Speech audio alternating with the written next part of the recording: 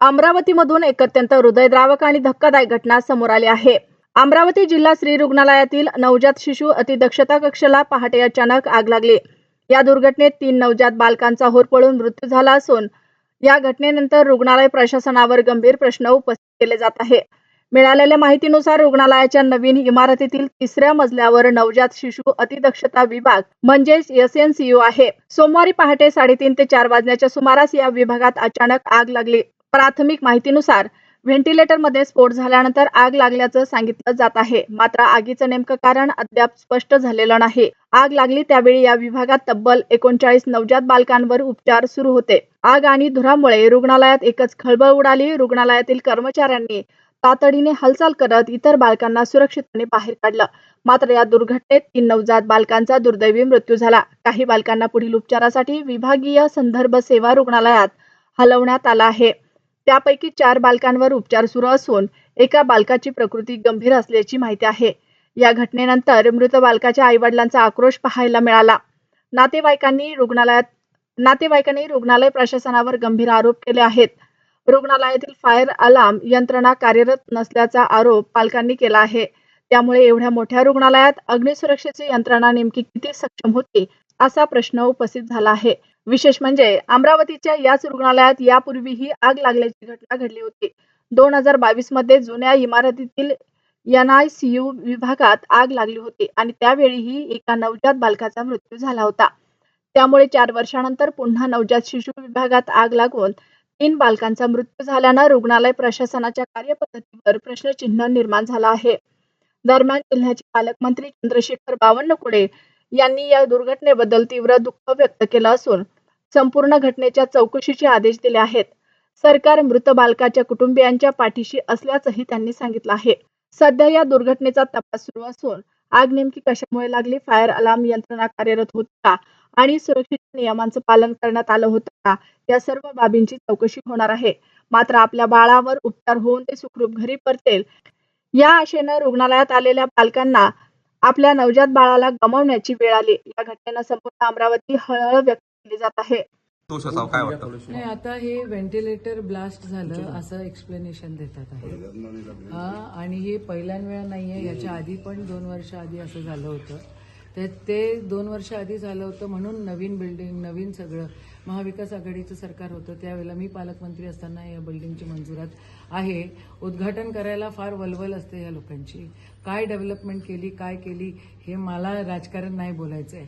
पण सप्लायर कोण होता, ते इन्व्हर्टर मध्ये फॉल्ट होता का, व्हेंटिलेटर मध्ये फॉल्ट होता का, इलेक्ट्रिक कनेक्शन्स मध्ये त्या ठिकाणी फॉल्ट होते का व्हेंटिलेटर का फुटतं, म्हणजे तिथं फॉल्टी व्हेंटिलेटर्स दिलेले आहेत. 56% कमिशनवालं सरकार हे आहे आणि हे 56% कमिशनवालं सरकार याच्यावर दोषीच आहे असं म्हणायला काहीच हरकत नाही. इन्फ्रामॅन म्हणून घेत असताना गरिबांकडे पण लक्ष दिलं गेलं पाहिजे. डफरीनमध्ये कोणी श्रीमंताचं लेकरू येत नाही. इथं गरीबाचंच लेकरू या ठिकाणी होतं. जी पोरं मृत्युमुखी पडली त्यांना मोठ्या प्रमाणात कंपेन्सेशन 3 आणि 4 लाख देऊन हे चालणार नाही बाबा. इथं जरा बघा, संसार थाटायला एखादं लेकरू NICU मध्ये त्या ठिकाणी म्हणजे काय बोललं पाहिजे. मला शब्द कमी पडतायत.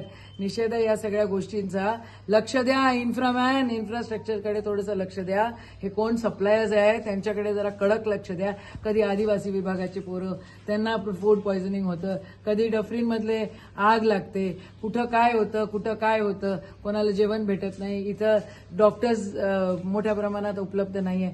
हे सगळं बंद करा. हे 56% कमिशनचं सरकार आहे असा माझा थेट आरोप आहे. आणि आरोपच नाही, हे सिद्ध झालेलं आहे.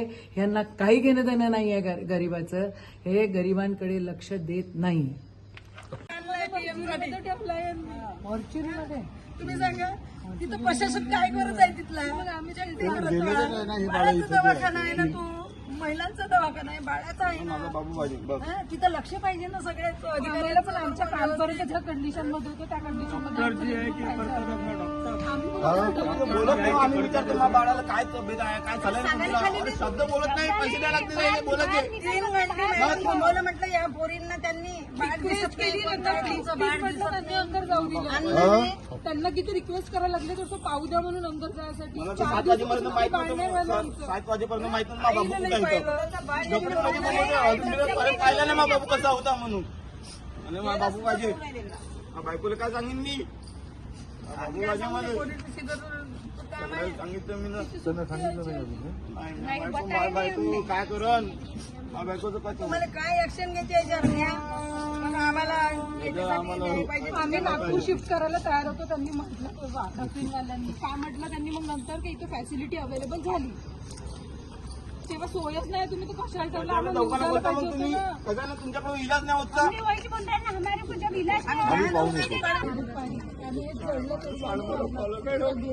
केव्हा भरती केलं होतं भरती केलं तर किती वर्षाचं होतं ते 4 दिवसाचं 10 वाजता कालच झाला माझ्या बाळाचा जन्म आम्हाला इकडे रेफर तुला कोणी सांगितलं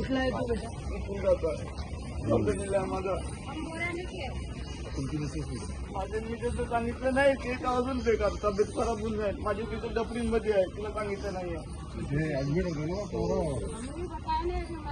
मुली अशी ते तिकडं काही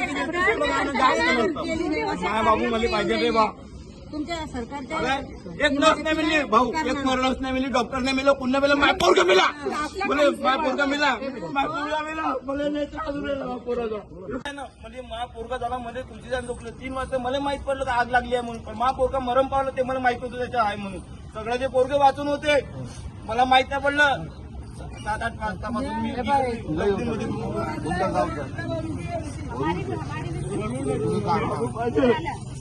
पहिला बाबा मा कांदा इथला अलाराम पण फायर अलार्म नाही एवढी आग लागली हॉस्पिटलमध्ये फायर अलार्म नाहीये